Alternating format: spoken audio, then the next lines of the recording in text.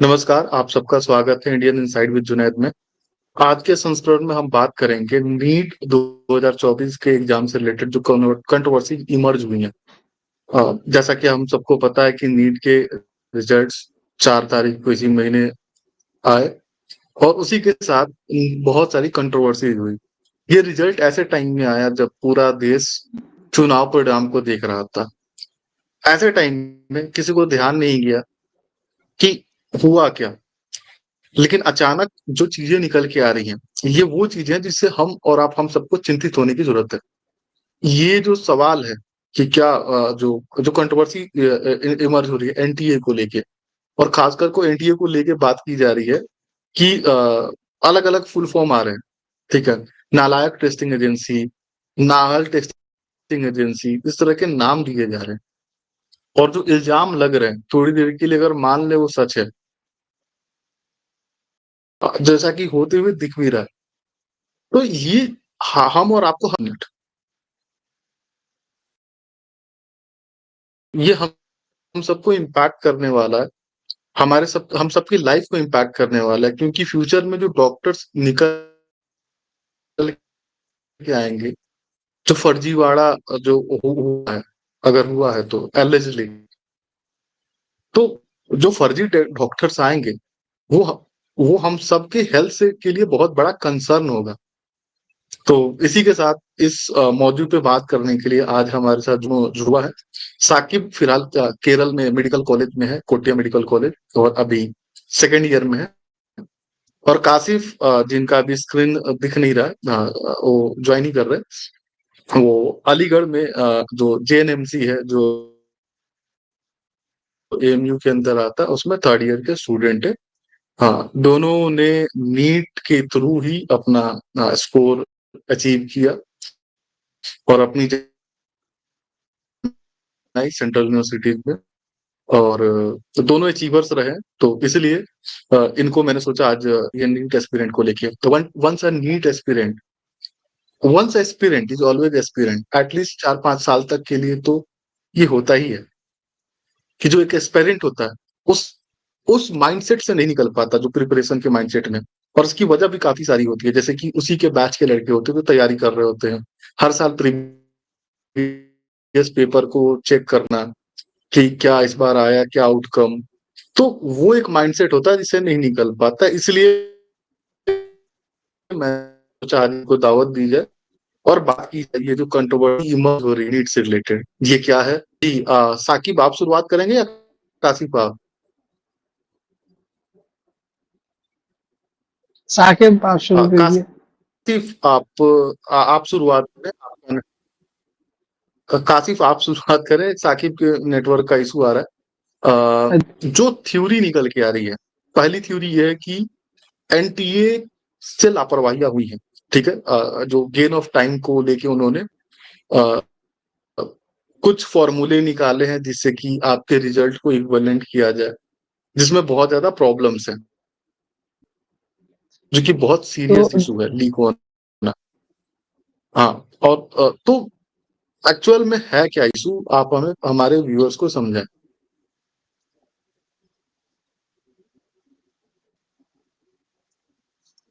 Actual में issue तो सबसे पहले अराइज होता है कि आखिर 4 तारीख को ही रिजल्ट क्यों निकला।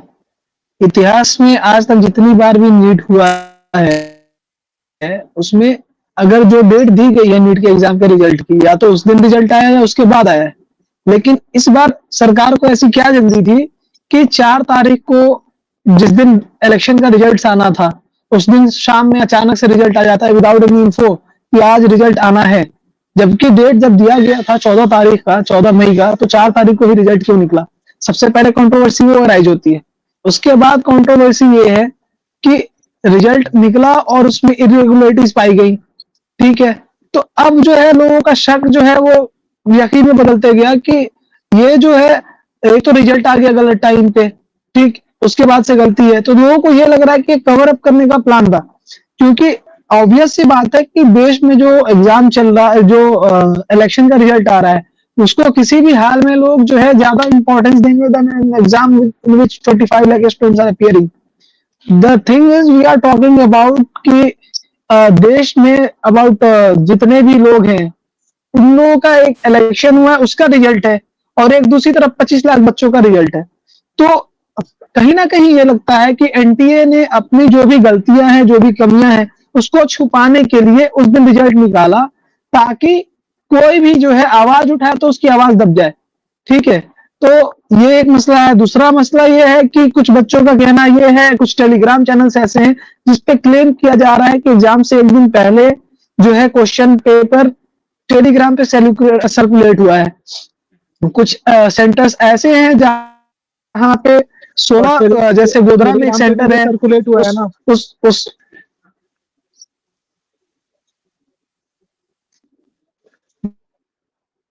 जो टेलीग्राम बोले यहाँ पे भी जो सर्कुलेट हुआ है एसएमएस, तो ये तो उसी रोज हुई है उस एग्जाम से पहले। साकिब आपकी ठीक आवाज है, तो बहुत अगर कोई कहता है कि वो मैसेज एडिटेड है एक दिन पहले तो गलत कह रहा है।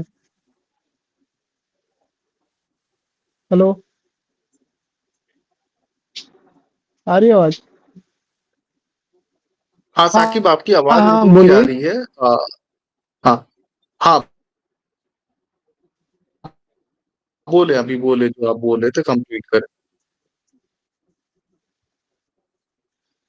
एग्जाम, हाँ, उस मैसेज पे जो दिखा रहा है ना कि कुछ लोग कहेंगे कि वो मैसेज एडिटेड है, तो मैसेज एडिट भी हुआ है तो 4 तारीख को ही 9 बजे एडिट हुआ है। आज कासिफ आप जब तक बोलो, साकिब को फिलहाल मैंने म्यूट किया है क्योंकि उनका आवाज का कुछ इशू आ रहा है। उनका नेटवर्क फिक्स होता है तो हम बात करेंगे। कासिफ आप शुरू करें जब तक। तो जो पहले तो ये हो गया। दूसरा एक सेंटर है गोधरा में, गुजरात के गोधरा में, वहां पे 16 बच्चों का ओएमआर जो है उसको फिल किया है। वहां पे जो पहले से टीचर्स थे, जो इन्विजिलेटर्स थे, उन लोगों ने उनका ओएमआर फिल करके कंप्लीट किया है, मतलब वो बच्चों ने फिल नहीं किया। और ये जो है इसको पुलिस ने संज्ञान में लिया है और उन लोगों को, उन टीचर्स को और जो स्कूल के प्रिंसिपल थे इन लोगों को अरेस्ट किया है। ठीक है, उसके अलावा एग्जाम से 2 दिन पहले बिहार पुलिस ने ये कॉमन ने बोला था न्यूज में कि पेपर लीक हो चुका है नीट का। तो एनटीए अभी तक जो है जो भी चीजें हैं उसको पहले से निगलेक्ट करते आ रही है। दूसरा एक दिक्कत ये हुई थी कि एक सवाई माधोपुर जगह है राजस्थान में, वहां पे भी क्वेश्चन पेपर बच्चों को हिंदी मीडियम की जगह इंग्लिश मीडियम का दे दिया गया। और जब बच्चों ने हंगामा किया तो बच्चों को 4:10 जो पेपर शुरू हुआ था वो 2 बजे शुरू हुआ था और बच्चों को 2:40 या 50 मिनट पे पूरा का पूरा भरा हुआ क्वेश्चन टिक हुआ, आंसर टिक हुआ क्वेश्चन पेपर मिला था। ये चीज है। और उसके अलावा रिजल्ट्स में सबसे ज्यादा दिक्कत बच्चों को वहां से समझ में आई, जैसे कोई भी बच्चा पहले पिछले साल कट ऑफ जो गई थी वो बहुत जैसे 610 के आसपास गई थी।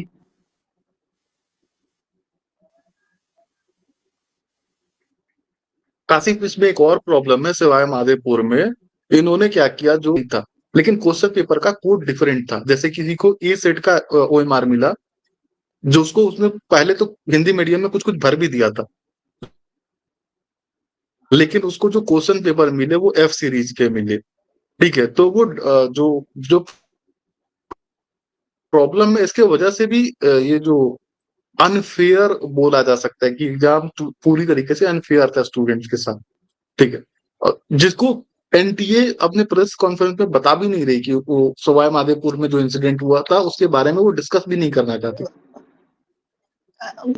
ये बहुत इंटरेस्टिंग बात ये है यहाँ पे कि जो एनटीए ने कहा कि हमने जो है मार्क्स जो दिए ग्रेस मार्क्स वो बेस्ड ऑन टाइम दिया है, जिन बच्चों का टाइम वेस्ट है उसके हिसाब से, तो हरियाणा के सेंटर पे दिया।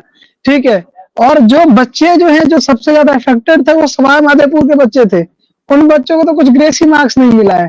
तो एनटीए जो बात बोल रही है एक तरह से जस्टिफाई ये कर रही है कि भाई आप झूठ बोल रहे हो, आप डायरेक्ट झूठ बोल रहे हो। जो पब्लिक कंसेंसस में था कि सवाई माधोपुर वाले जगह पे गड़बड़ी हुई है पेपर में, तो आपको वहां के बच्चों को नंबर देना भी था तो देते, जो कि किसी भी हाल में लीगल नहीं है, क्योंकि नीट में कहीं भी ये कंडीशन नहीं था कि भाई पेपर में एक्स्ट्रा मार्क्स दिए जाते हैं, ग्रेस मार्क्स दिए जाते हैं। इवन इससे पहले क्या हुआ है, कुछ बच्चों का जैसे उड़ीसा में एक बार साइक्लोन आया था, तो साइक्लोन आया था तो वहां पूरे स्टेट में करीब जितने कुछ बच्चे थे उन लोगों का पेपर छूटा था, उन लोगों का दोबारा से अलग से एग्जाम करवाया गया और नॉर्मलाइजेशन कराया गया। वैसे ही फिर कोविड के समय भी कुछ बच्चों का छूटा था, ज्यादा बच्चों का नहीं, सिर्फ 2000 बच्चों का पेपर छूटा था, उनके लिए पेपर दोबारा कराया गया और नॉर्मलाइजेशन लगाया गया। ठीक है, लेकिन यहाँ पे भी 1563 बच्चों को वो कह रहे हैं कि हमने ग्रेस मार्क्स दिया है, तो आप भाई दोबारा एग्जाम क्यों नहीं करा रहे हो इनका? अपने मन से कुछ भी कर दोगे, जो रूल रेगुलेशन कुछ है ही नहीं, जो आज तक कभी नहीं हुआ, आप वो कर दोगे कि नहीं मैं ग्रेस मार्क्स दे रहा हूँ। किस बेसिस पे आप ग्रेस मार्क्स देंगे? अगर आप सारे बच्चों को बराबर कर रहे हैं, कोई एक बच्चा है जो कुछ भी पढ़ के नहीं आया, नीट एक ऐसा एग्जाम है जिसमें 50% बच्चों को 720 में 134 नंबर नहीं आते हैं, और आप क्या कर रहे हो, उस सेंटर पे जितने भी बच्चे अपीयर हुए हैं, जो लेट हुए हैं, आपको आपके हिसाब से, आपके अकॉर्डिंग, आप उन सबको नंबर फ्री में मुफ्त में बांट रहे हो। आप ये नहीं सोच रहे वो बच्चा सही में 134 के लायक था या 720 के लायक था। एक बच्ची है, उसका 636 नंबर आ रहा है, वो 2:06 पे उसका ओएमआर पे साइन हुआ पड़ा है, और आपने उसको 636 से सीधे 720 पे पहुंचा दिया। 2:06 पे उसकी एंट्री है, उसको 720 नंबर पहुंचा दिया। वो एम्स दिल्ली की कैंडिडेट हो गई, उसने 179 क्वेश्चन अटेम्प्ट किए हुए हैं। तो ये सारी रेटिंग हैं, और बच्चों का रैंक जो है वो पूरा डिफर कर गया है। जैसे पहले 610 कट ऑफ जाती थी, अचानक से 650 चली गई। एक दो ऐसा इंसिडेंट भी हुआ है जिसमें कुछ बच्चों ने सिर्फ 100 नंबर के आसपास का ही अचीव किया है, लेकिन वो जो नॉर्मलाइजेशन के चक्कर में वो 550 600 के अबव पहुंच चुके हैं, क्योंकि इनका जो नॉर्मलाइजेशन का फॉर्मूला है वो बड़ा अजीब है कि शुरू का जैसे आपको 10 मिनट ही नॉर्मलाइजेशन अपीयर होने का मिला, तो उसके बेस। हाँ, नॉर्मलाइजेशन का फॉर्मूला जो आप कह रहे हैं ना कि 100 मार्क्स था और उसको मिला उतना, क्या बोलते हैं, 500 के आसपास बच्चे का नंबर है। ठीक है, इन्होंने जो फॉर्मूला बताया है पब्लिक में, इन्होंने फॉर्मूला बताया है कि 1 घंटा कोई लेट होता है तो उसको 120 नंबर मिलेगा एक्स्ट्रा ग्रेस मार्क्स। अपने मन से इन्होंने जो फॉर्मूला तैयार किया है, तो जो लड़की 2:06 पे एंट्री कर चुकी थी, साइन कर चुकी थी, उसका 636 नंबर था, उसको 6 मिनट के हिसाब से, पर मिनट के हिसाब से उसको 12 मार्क्स मिलने थे, 1 मिनट के 2 नंबर होते, तो 636 से उसका होता 612 जोड़ दीजिए, 648 नंबर। उसको 720 कैसे आ रहा है आपको नॉर्मलाइजेशन फॉर्मूला के हिसाब से? और आप जिसका कह रहे हैं जिस बच्चे का कि वो 100 नंबर था, उसका 3 घंटे का पेपर है, 12 3 36, 360 नंबर आप ऐड कर सकते हैं। 360 नंबर 100 में अगर आप 360 ऐड करते हैं 460 होता है, उसका 500 से ऊपर कैसे आ रहा है? अच्छा साकिब, मैं आपको आपकी तरफ आता हूँ। एक बड़ा इंटरेस्टिंग चीज हुआ है, कई लोग ये भी क्लेम कर रहे हैं कि हो सकता है कुछ लोगों का 720 प्लस भी नंबर आए हैं, लेकिन उन्होंने देखा कि जो थ्रेशोल्ड है वो 720 का है, तो उस पिला है वो बहुत खतरनाक है और हम सबको समझने की जरूरत है। और जो बातें हो रही हैं, पहला इनिशियल बात कि एटलीस्ट जो 1600 लड़का है जिनके बारे में बात कर रही है, कोई नहीं जानता कि 1600 है या ज्यादा है। ठीक है, जो जो बात कर रहे हैं, मुझे तो नहीं लगता 1600 होंगे। उनके एग्जाम कर लो, इसकी बात नहीं हो रही है। अगर पूरे दोबारा से नीट री एग्जाम कराना है तो उनको करीब 250 करोड़ रुपए का खर्चा आएगा, और 250 करोड़ रुपए खर्चा वो नहीं वसूल सकते स्टूडेंट से दोबारा फॉर्म भरवा के, क्योंकि ऑलरेडी वो ले चुके उनको हैं। चलने का हक भी नहीं है ना, प्रॉब्लम उनके साइड है, उनको। और इसमें प्रॉब्लम ये भी हक भी नहीं है। और सवाल ये है कि क्या सरकार 250 करोड़ रुपए स्टूडेंट्स के लिए देगी, ये एक सीरियस सवाल है। और ये वो चीज है जो हम सबको जिंदगी को इम्पैक्ट करेगा, क्योंकि 10 साल बाद जो डॉक्टर्स निकल के आएंगे, जब सरकार ने एनटीए वो बनाया तो उसको ऑप्शन थिएटर में तो ये कैंची पेट में ये छोड़ सोचना नहीं जाते हैं। था। जब सरकार ने एनटीए बनाया तो उसको ये समझ में नहीं आया कि हमको फेयर ये कराना है, एग्जाम्स कराने हैं, नहीं तो उसका खामियाजा भुगतना पड़ेगा। अकाउंटेबिलिटी भी कोई चीज होती है, लेनी पड़ेगी सरकार को। क्या करेंगे वो? एक तो या तो ये तो मेडिकल कॉलेज बना नहीं पाते ज्यादा, अब एग्जाम भी नहीं करा पाएंगे, इतने इनकॉम्पिटेंट हो गए ये बात है। काशिफ भाई आप बोलिए कुछ।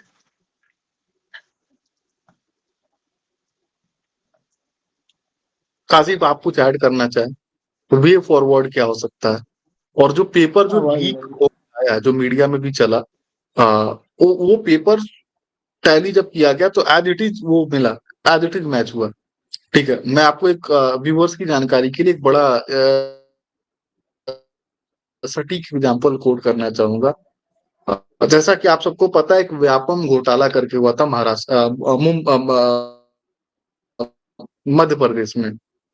व्यापम घोटाले में फर्जीवाड़े तरीके से काफी सारे स्टूडेंट्स का एडमिशन हुआ था और समवेयर अराउंड 500 स्टूडेंट्स, 517 के आसपास स्टूडेंट आइडेंटिफाई हो गए थे जो व्यापम स्कैम के थ्रू जिनका एडमिशन हुआ था। और वो ज्यादातर उसमें से जो बच्चे थे वो फाइनल ईयर में थे, वो फाइनल ईयर में थे। और जब वो केस जब चला था, जिस वक्त रिजल्ट आना था, उस वक्त वो 5वें साल में थे और उसमें से काफी सारों ने इंटर्नशिप कर ली थी। सुप्रीम कोर्ट को दलील दी गई कि अब ये सिस्टम में इनको एकोमोडेट करने के लिए जरूरी है कि इनकी मान्यता रद्द ना की जाए।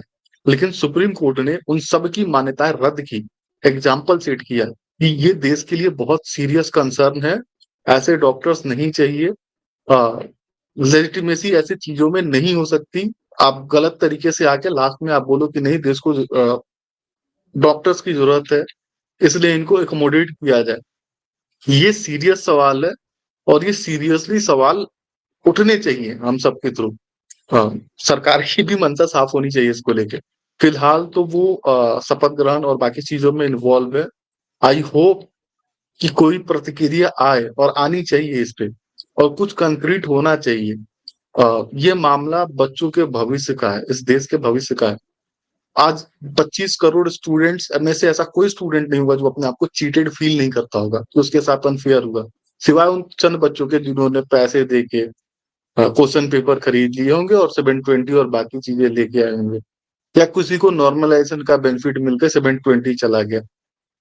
ठीक है, तो हर आदमी चीटेड फील कर रहा है। और जिस वक्त ये, जो कि बहुत सीरियस है, इतने सुसाइड हुए हैं कि मीडिया ने रिपोर्ट करना बंद कर दिया है, और ये एक रियली कंसर्निंग बात है। और जिन बच्चों ने सुसाइड किया, आई एम सॉरी टू से इट, उन्हें पता भी नहीं होगा कि सच में उनकी कोई गलती थी या गलती किसी और की थी। तो आई होप कि एनटीए अपनी ऑनरशिप ले। इसी के साथ मैं अपनी वाड़ी को बिना के लिए। जी साकिब। एनटीए एक्चुअली इन्होंने बनाया और उसमें धीरे धीरे करके इन्होंने सारे एग्जाम्स को एक जगह कर दिया, सेंट्रलाइजेशन कर दिया। इधर जहां मैं साउथ इंडिया में हूँ, यहाँ पे लोग कह रहे हैं कि सेंट्रलाइजेशन हर चीज का जरूरी नहीं है करना, और इनका ट्रस्ट इनसे हटते जा रहा है क्योंकि सेंट्रलाइजेशन कर दिया इन्होंने और इतना बड़ा स्कैम हो गया नीट में। यहाँ पे लोग यही कह रहे हैं कि एनटीए को स्क्रैप करो, उसके थ्रू हर स्टेट की यूनिवर्सिटी में एडमिशन का प्रोसीजर बना दिया इन्होंने। ठीक है, और पहले कोई और ऑर्गेनाइजेशन थी उससे पहले, एनटीए से पहले, फिर उन्होंने नाम बदला, फिर दूसरा ऑर्गेनाइजेशन बनाया, अभी तो एनटीए चल रहा है। लेकिन इसके प्रोसेस में जो 2-3 बार कमेटी बना बना के अलग अलग कमीशन बनाए, पहले एनटीए से पहले कुछ और था, तो उसमें भी पैसे जा रहे हैं सरकार के और फिर भी कुछ ये कर नहीं पा रहे फ्रूटफुल, तो सोचने वाली बात है। और दूसरी बात रही वो जो बच्ची की बात कर रहे हैं 626 जिसके आए, उसको अगर वो रियल ग्रेस मार्क्स ऐड करेंगे जो लॉ के हिसाब से भी है, तो उसके 650 क्रॉस नहीं हो रहे हैं। और हकीकत बात यह है कि जैसे रैंक आई है अभी 650 पे, 650 पे भी एडमिशन नहीं मिलने वाला है जनरल को, 655 पे भी चांसेस है कि मिलेगा कि नहीं मिलेगा। तो अब सोचो आपकी जो बच्चा 655 लाया है वो अभी सोच में पड़ा हुआ है कि मेरे को सीट मिलेगी कि नहीं मिलेगी, और ये इन्होंने 626 मार्क्स स्कोर किए जैसे भी किए, और उसके बाद से ये सीधे एम्स दिल्ली की कैंडिडेट बन गई। मतलब इंडिया के टॉप मोस्ट इंस्टीट्यूट में इनको एडमिशन मिलेगा बिना किसी टेंशन के। तो ये सोचने वाली बात है ना। फिर ऐसे केस में तो जो बच्चा 650 लाया है वो भी सुसाइड करेगा, क्यों क्यों रुकेगा वो अगर उसको कोई समझाएगा नहीं तो। और बहुत बच्चों ने सुसाइड कर लिया। अब उन्हें पता चल रहा है कि रिजल्ट में कोई धांधली है, नहीं तो उन्हें ये लगा था कि हकीकत में ये मेरी रैंक आ गई है। एट द मोमेंट उनको कुछ खास पता नहीं था, उन बच्चों ने सुसाइड कर लिया, बहुत सारे बच्चों ने, और वो लेजिटिमेट कैंडिडेट थे उस सीट के लिए। अब जब न्यूज आई है तो बच्चे संभले हुए हैं क्योंकि अब बात बहुत नेक्स्ट लेवल पे चली गई है। अब देखना यही है कि सरकार कब कराती है री एग्जाम, क्योंकि मैक्सिमम लोग ये चाहते हैं कि री एग्जाम हो। और अचानक से इतना बड़ा रैंक का डिफरेंस कभी नहीं आ सकता कि आपकी रैंक डबल हो सकती है। डबल हो चुका है, काशिफ के टाइम पे ही हुआ था कि 575 लाए थे ये, और पिछले साल 15,000 रैंक थी उनकी, और अगले साल जो है 30,000 के अप्रोक्स रैंक हो गई थी। डबल तक पॉसिबल है, मैं मानता हूँ, लेकिन ट्रिपल हो जाना, 4 टाइम्स हो जाना, बहुत बड़ा डिफरेंस है ये। ट्रिपल और 4 टाइम्स तो कैंडिडेट भी नहीं बढ़े, तो ये कैसे हो रहा है? तो ये सोचने वाली बात है। और डबल हो गया था, वो बहुत बड़ा कासिफ का ड्रास्टिक ईयर चेंज था। ऑफ उसके बाद से डबल हो गया था, वो बहुत बड़ा ड्रास्टिक चेंज था। उसके अगले साल से डबल नहीं हुआ था, उसके अगले साल से थोड़ा सा लीनियर ग्रोथ था उसका। हाँ बोलो साकिब, आप काशिफ। इसको अच्छे से एक्सप्लेन करें कि ईयर ऑफ एग्जाम क्या था कासिफ का, और उसमें इनके कितने मार्क्स आए थे, उस वक्त उनके कितने रैंक बने थे, नेक्स्ट ईयर कंसेक्यूटिव उतने काशिफ। मार्क्स पे कितने रैंक बने थे। क्योंकि बाय द नेक्स्ट ईयर आपके हाँ मार्क्स आए थे, और उस पे पिछले साल कितने हाँ, रैंक थे काशिफ और इस साल बताएंगे। कितने रैंक थे, क्योंकि आप दोनों में ज्वाइन। हाँ कासिफ बताएं। 2020 का जो नीट था उसका पेपर, जैसे 2000 पेपर सबसे पहले जो एनटीए का पेपर हुआ, एनटीए जब बनी थी तो सबसे पहला जो एनटीए ने पेपर लिया था वो 2019 में लिया था।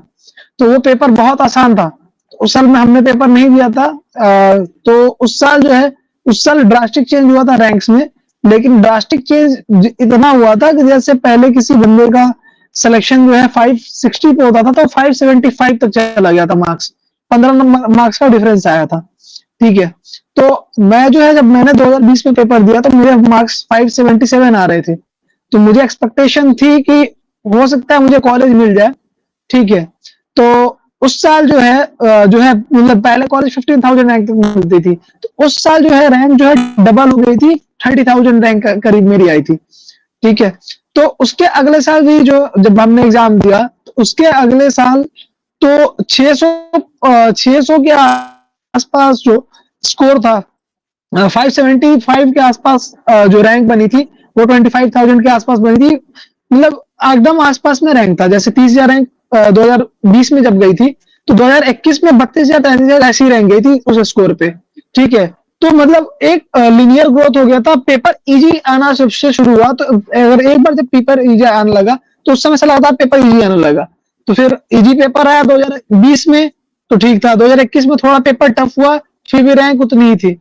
2022 में पेपर थोड़ा इजी रहा, फिर भी रैंक हल्का सा बढ़ा। जैसे अगर 650 पे पहले किसी का 4,000 रैंक था, तो इस बार उसका 5,000 रैंक आया या 6,000 रैंक आया। ठीक है, वैसे ही फिर 2023 के नीट में 6,000 था, तो 7,000 वहां पे रैंक आया।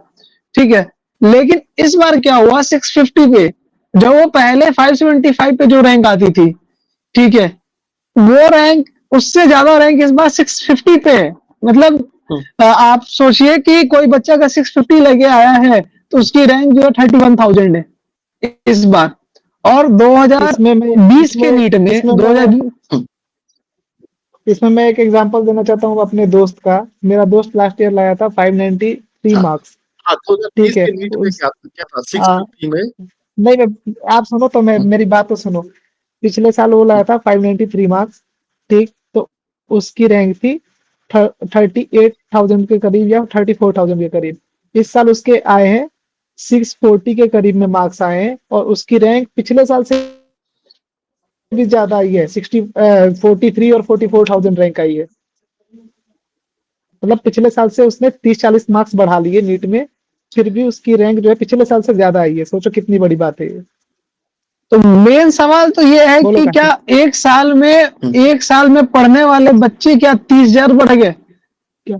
सबसे मेन सवाल है ये। या तो पेपर बहुत ही इजी है, और जबकि जैसा हुआ ही नहीं है।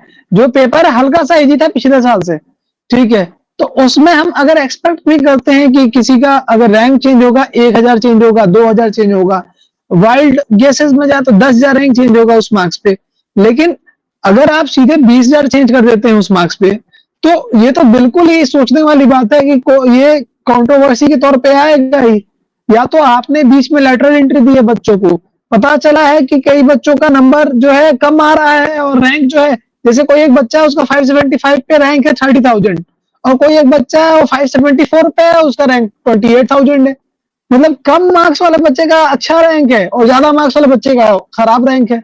ये भी हुआ है इसमें। अब एक मसला ये आ रहा है कि जैसे नीट जो है रिजल्ट जो निकाला है इतना पहले जल्दबाजी में, हो सकता है जल्दबाजी करने में ये लोग कवर अप नहीं कर पाए अपनी गलतियों को, अच्छे से सारी चीजों को मैनेज नहीं कर पाया। ये सोचा कि निकाल देते हैं, इलेक्शन के बहाव में ये सारी चीजें डिजॉल्व हो जाएंगी और किसी को खबर भी नहीं होगा, हम कोर्ट में भी लड़ लेंगे।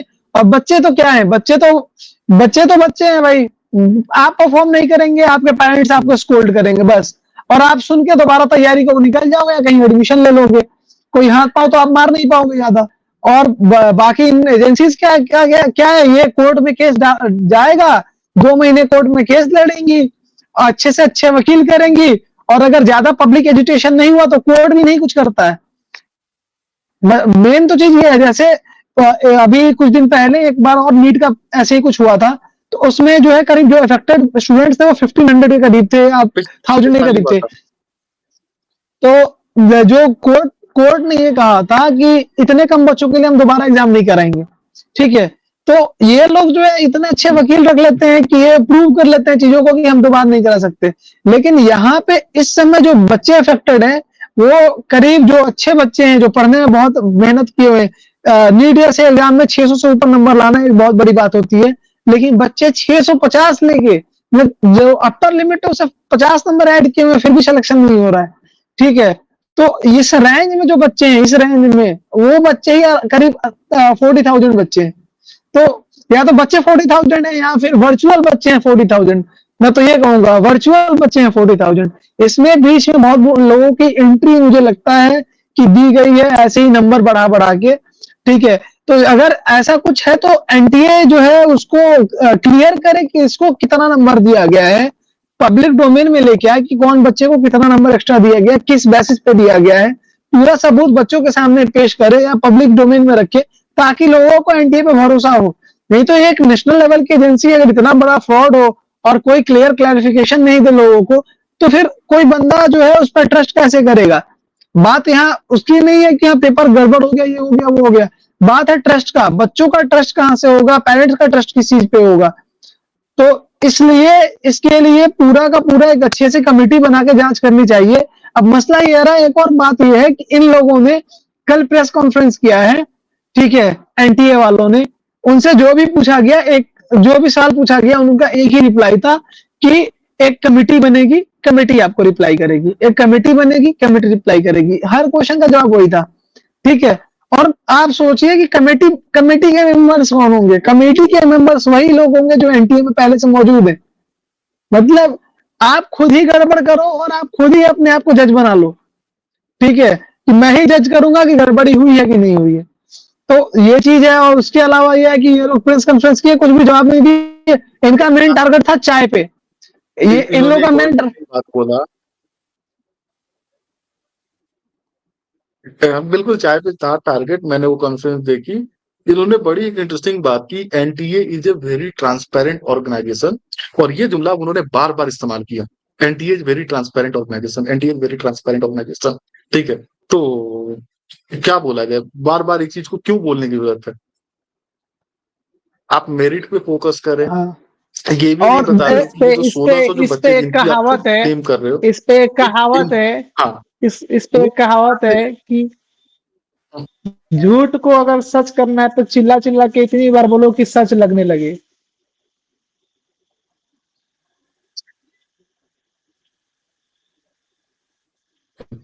हेलो। ये हिटलर का जो इस खास आदमी था, आई फॉरगॉट हिज नेम, मतलब प्रोपेगेंडा विंग का। हाँ, तो अच्छा, इसमें एक और सॉल्यूशन की अगर हम बात करें, तो जो एक पुराना फॉर्मेट था 2010 से पहले के जो एग्जाम्स होते थे, हालांकि बहुत सारे सेग्रीगेटेड एग्जाम्स होते थे, अलग अलग स्टेट के अलग एग्जाम्स होते थे। अगर इनको कंसोलिडेटेड सेंट्रलाइज एग्जाम ही करना है, सारे सीटों को एक साथ ही मर्ज करके चलना है, तो उसमें मल्टीपल चॉइस के साथ सब्जेक्टिव क्वेश्चंस भी आते थे 2010 से पहले, ठीक है। तो उसमें आपके पास बहुत ज्यादा स्कोप ऑफ इन चीजों का बहुत ज्यादा स्कोप नहीं होता था, जो फ्रॉड गिरी का, जो कि आप क्वेश्चन एक लिमिट तक, जैसे कि जो बात की जा रही है कि आप तो ओएमआर भर के रख दो, हमारे लोग खुद ओएमआर फिल कर लेंगे और आपका सबमिट कर देंगे, ठीक है। एक और सॉल्यूशन है कि जो आपका ओएमआर है, उसी में आप ही के सामने एक क्या बोलते एग्जामिनेशन का एक पेपर ऊपर से चिपका दिया ताकि उसमें फर्दर आपके पेपर के साथ कोई छेड़छाड़ ना किया जा सके। इवन कुछ लोगों ने यहाँ तक कुछ लोगों के साथ, कुछ बच्चियों के साथ ऐसा भी हुआ है कि उनके ओएमआर को डिस्ट्रॉय किया गया इंटेंशनली, क्योंकि उनके नंबर्स आ रहे थे, कुछ बच्चों के अच्छे नंबर्स आ रहे थे, तो उनके ओएमआर को इंटेंशनली डैमेज किया गया। और ये जो बच्चे जो आप बोल रहे हो 20 से 30,000, क्या ये 20 से 30,000 वो बच्चे तो नहीं जिन्होंने पैसे देके अपने ओएमआर में नंबर बढ़वाए हैं? इसलिए ये डिफरेंशिएबल इतना आ रहा है। कि एक अच्छे बच्चे के साथ एक फर्जी बच्चा बैठा दो, तो पहले 100 जहां 100 में पैसे देके जाने वाले। तो ये एक सीरियस सवाल है, इस पे आपके कंक्लूडिंग रिमार्क्स लेंगे, जो कि आप ये सब्जेक्टिव पेपर्स और ये जो ये सब्जेक्टिव गैप है इनको सब्जेक्टिव लेके वाले आप का जो लोग बात है, सब्जेक्टिव वाले का जो बात है, अभी नीट एक बहुत बड़ा एग्जाम हो गया है। लाइक इसमें 25 लाख बच्चे, 24 लाख बच्चे एग्जाम दे रहे हैं, तो 24 लाख बच्चों का पेपर चेक करना सब्जेक्टिव तौर पे बहुत मुश्किल हो जाएगा। और ऐसे भी नीट पहले भी जो हो रहा था 2010 के बाद से 16 या 20 तक समझ लीजिए आप, तो उसमें कोई बड़ा स्कैम तो हुआ नहीं था। ठीक है, वो तो फेयर चल रहा था और उससे सिलेक्शन हो रहा था, अच्छे बच्चों का ही सिलेक्शन हो रहा था। ठीक है, तो यहाँ पे फॉल्ट तो बस यही है कि आप एग्जामिनेशन अनफेयर मीन से करा रहे हो तो दिक्कत आ रही है, नहीं तो और कोई प्रॉब्लम तो था ही नहीं इस सिस्टम में। उससे पहले तो वेल एंड गुड चल रहा था ना, जब पिछले 10 साल से। जी कासिम। बोले मेन मेन मेन सवाल तो एनटीए पे उठता है कि एक संस्था का वो क्या बोलते हैं फाउंडेशन किया जाता है कि वो टेस्टिंग ही करेगी बस नेशनल लेवल एग्जाम्स की, और वो उसको ही करने में सक्षम नहीं है। पहले सीबीएसई कराती थी तो कभी लीक का बात ही नहीं आया। सीबीएसई ने अभी तक एआईपीएमटी करवाया था तो कभी ऐसी खबर नहीं आई। मुन्ना भाई पकड़ाते थे तो पकड़ा ही जाते थे, मुन्ना भाई वाला ही सिस्टम चलता था उस समय और वो पकड़ा जाते थे। ठीक है, लेकिन जब से एनटीए आया है इस पर इल्जाम लगातार लगे जा रहे हैं, और इल्जाम क्या, लोगों के पास प्रूफ भी है अनफेयर मींस का। ठीक है, तो एग्जाम के पैटर्न में दिक्कत नहीं है, जो कंडक्टिंग बॉडी है उसमें दिक्कत है। क्यों हम वापस सीबीएसई को क्यों नहीं दे सकते हैं? हमको क्यों एक अलग से एजेंसी चाहिए?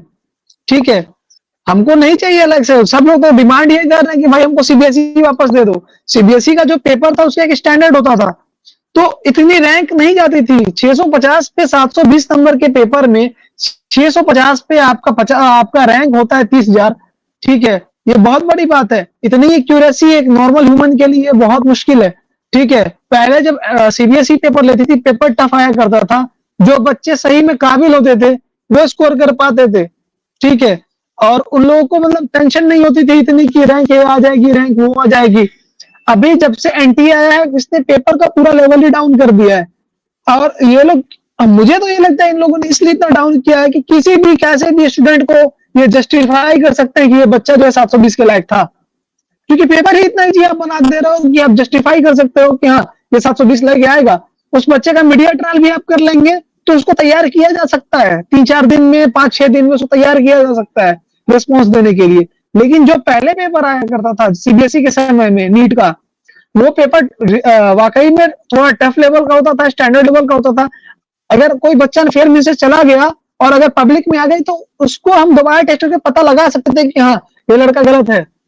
ठीक है, और सबसे बड़ी बात तो ये है कि नेशनल मीडिया जो है अभी क्यों इतनी एक्टिव नहीं है। बिहार में एक घोटाला हुआ था, रूबी राय टॉप की थी, तो उसके घर पे जाने कितने मीडिया चैनल वाले पहुंच गए, जाने का पता किए, उसका मीडिया ट्रायल हुआ और पता चला कि उस लड़की को कुछ नहीं आता है। यहाँ 67 बच्चे 720 नंबर लेके आए, क्यों नहीं आ रही मीडिया उनके घर? क्यों नहीं पूछती है उनसे सवाल कि तुम्हें क्या आता है? मीडिया को पूछना चाहिए जाके, मीडिया जाके पूछे। यहाँ एक बच्चे के लिए आपने पूरा बिहार में पूरे इंडिया की मीडिया आ गई।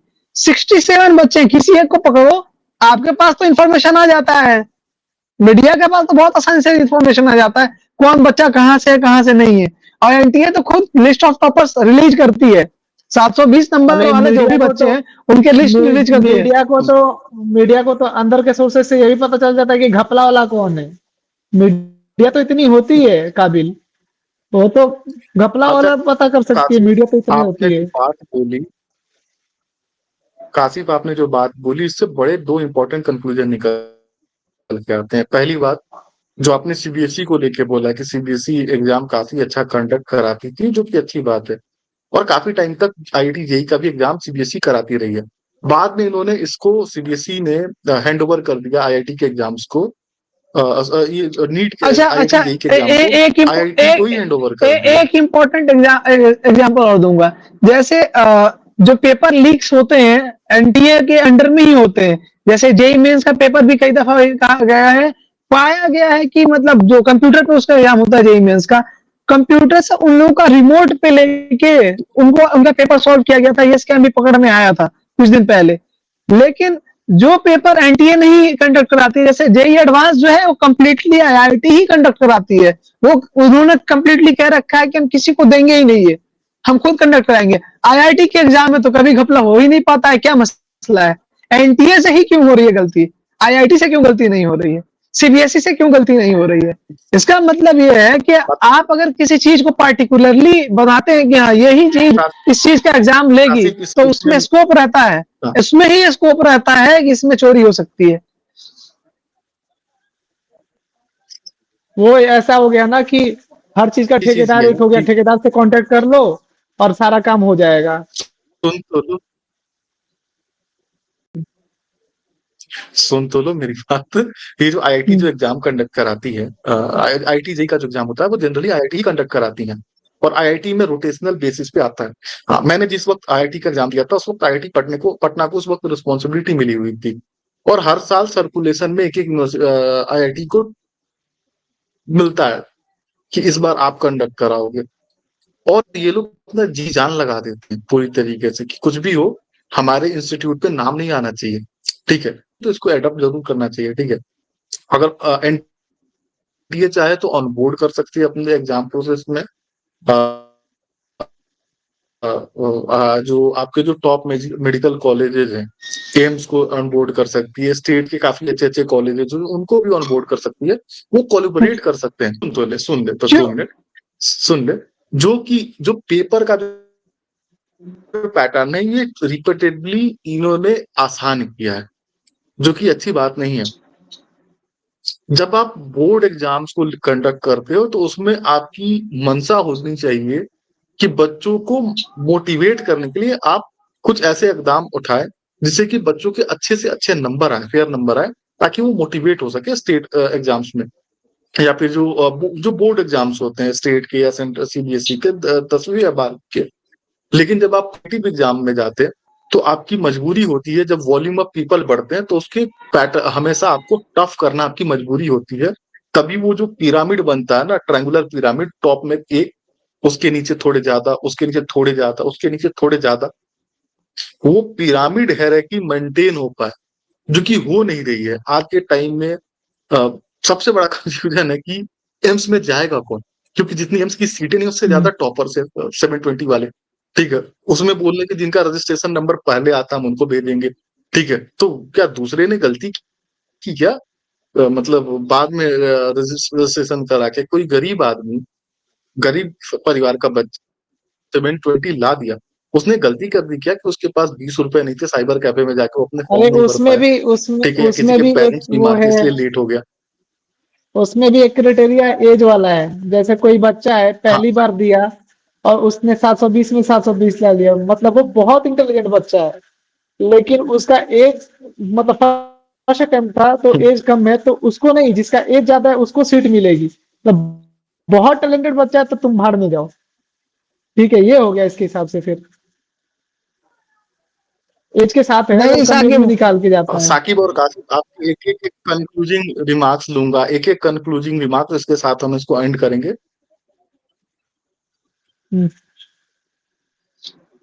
मसला ये है कि एम्स भी तो कंडक्ट कराता था अपना अलग एग्जाम, उसमें दिक्कत दे देते। एम्स को ही क्यों नहीं दे दिया जाए ये एग्जाम कराने का जिम्मा?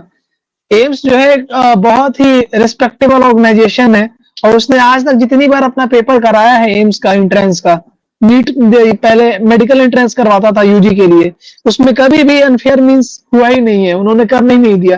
तो एम्स को ही दे दीजिए जिम्मेदारी सरकार, जब आपसे नहीं होता है तो, जब आपसे नहीं हो पा रहा है आप एम्स को दे दीजिए, वो कराएगी पेपर।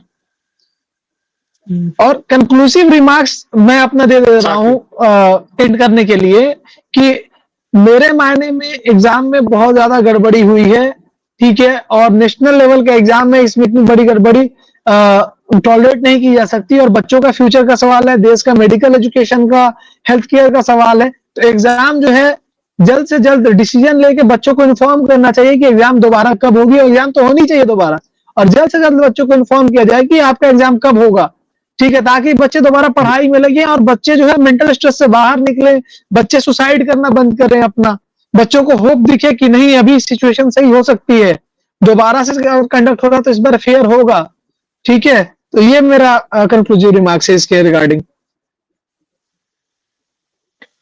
मैं जैसे बात करूं कंक्लूसिव रिमार्क्स का, कासिफ तो आपने सबसे बड़ा पहली अच्छा बात किया मैं कि अपने स्टूडेंट्स के लिए भी आपने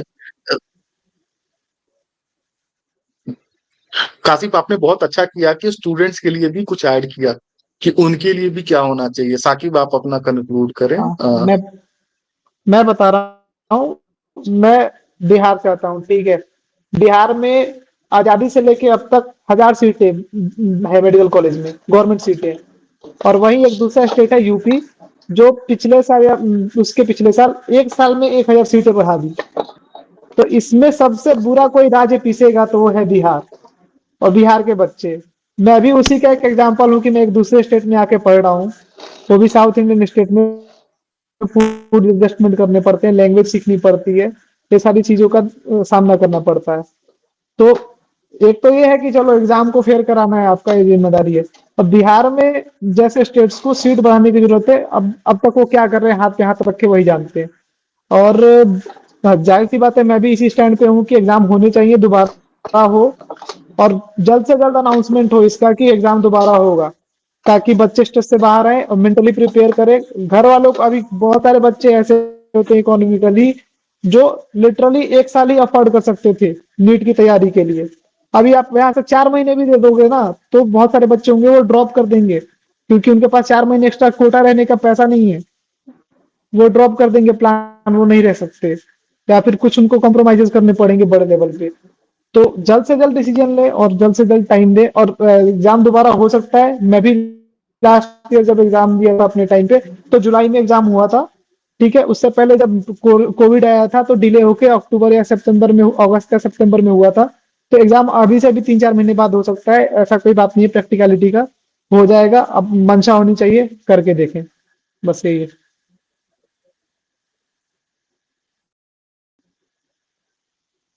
आप दोनों का बहुत बहुत धन्यवाद इस मुद्दे पे बात करने के लिए। और हमारी मंशा यही है कि बच्चों के साथ अन्याय ना हो, ठीक है, और जैसे भी हो कोई भी बच्चा चीटेड ना फील करे। और ये मुद्दा आपके लिए भी उतना इम्पोर्टेंट है क्योंकि ये आपके सेहत से भी जुड़ा हुआ है, ठीक है। कल कौन डॉक्टर पता नहीं कैसा निकल जाए, ठीक है, आपको नहीं पता होगा कि इसी नीट के बैच का हो, ठीक है। और इवन ये जो फ्रॉड जो एक्टिविटी हो रही है, अगर है एलिजिबली, आपका रिलेटिव भी हो क्यों ना, आपको सपोर्ट नहीं करना चाहिए, ठीक है। दूसरे की जान से खेलने का अधिकार एक किसी चीज को और नहीं मैं है। ऐड करना चाहता हूँ लास्ट मिनट में। कहा जा रहा है, कॉल्स आ रही हैं लोगों के पास, कॉल्स आती हैं, वो कहते हैं कि हम आपके बच्चे का नंबर बढ़वा देंगे और हम आपसे अभी पैसे भी नहीं लेंगे, अगर आपको लग रहा है हम धांधली कर रहे हैं तो। आप पैसे तब देना जब आपके बच्चे का नीट का रिजल्ट आ जाएगा, और जाहिर सी बात है जिसका रिजल्ट आ जाएगा वो पैसे जरूर देगा, क्योंकि उसके बच्चे का सिलेक्शन हो रहा है। और वो डरा हुआ भी है कि अगर नहीं दूंगा तो ये ऐसे ही एक्सपोज करा देंगे कि ये धांधली से आया हुआ है। तो वैसा हो रहा है, तो इससे भी पता करना पड़ेगा गवर्नमेंट को कैसे हो रहा है। हर नीट एस्पिरेंट के पास कॉल आ रहा है।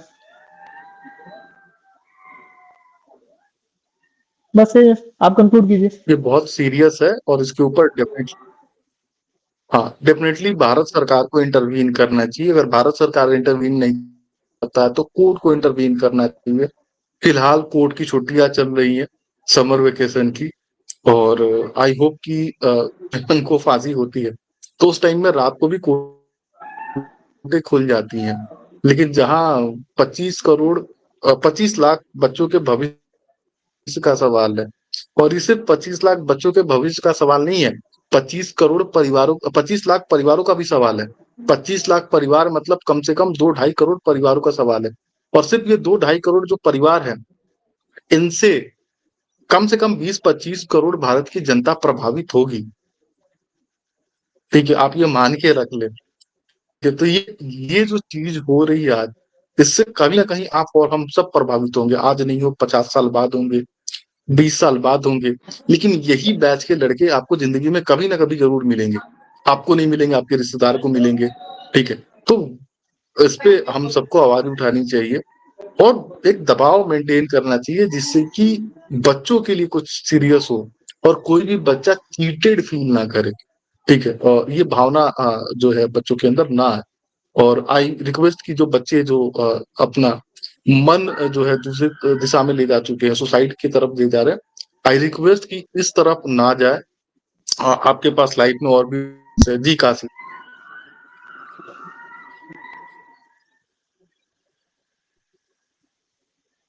काशिफ, आप कुछ बोल रहे थे। नहीं, मैं यही बोलना चाह रहा था कि बच्चे जो है इनसे अपनी गलती ना माने और खुद को जो है अभी कंट्रोल करके रखें, अपने फीलिंग्स और इमोशंस को कंट्रोल और करके वे रखें। हाँ हम होपफुल हैं कि बच्चों को जस्टिस मिलेगा, क्योंकि ये जो बात है बहुत आगे तक जा चुकी है। बहुत सारे लोग सपोर्ट में हैं, बच्चों के फेवर में हैं, और हमें लगता है कि प्रेशर बन रहा है और प्रेशर बढ़ते जा रहा है अथॉरिटीज पे। तो मोस्ट प्रोबेबली इस पे एक्शन होगा और एग्जाम होगी दोबारा। और रिक्वेस्ट ये है बच्चों से कि आप जो है अपना पढ़ाई जो है शुरू कर दें और मेंटली प्रिपेयर्ड हो जाए कि हाँ आपका एग्जाम दोबारा होगा। ठीक है, और जो है अगर आपका मान लीजिए एग्जाम नहीं होता है इन केस, जो कि हमको लगता है कि अब ऐसा पॉसिबल नहीं है, क्योंकि कुछ बातें अभी मुझे पता चली हैं कि एजुकेशन जो डिपार्टमेंट है उसमें बात चल रही है एग्जाम दोबारा कराने की। ठीक है, तो इसलिए जो है आप तैयारी करेंगे तो आपको बेनिफिट होगा। ठीक है, और बाकी मामला कोर्ट तक जा चुका है, कोर्ट से भी हमको लगता है रिलीफ मिलेगा। ठीक है, इवन हाई कोर्ट ने स्टे लगा दिया काउंसलिंग पे। इन लोगों ने चालाकी ये करी थी कि एग्जाम के 2 दिन बाद रिजल्ट निकाल के काउंसलिंग का शेड्यूल निकाल दिया था कि बच्चे अगर काउंसलिंग में बिजी हो जाए और कॉलेज हम अलॉट कर देंगे, उसके बाद हमारा खेल खत्म, हम फ्री हो जाएंगे। लेकिन कोर्ट ने स्टे लगा दिया काउंसलिंग पे, तो ये बड़ी राहत है बच्चों के लिए। ठीक है, तो आप लोग जो है अपना तैयारी, जो बच्चे देख रहे हैं तैयारी कंटिन्यू रखें, मैं घर बता दूं वालों को काशिफ, समझाएं कि आपकी ये गलती जो नहीं है। स्टे है,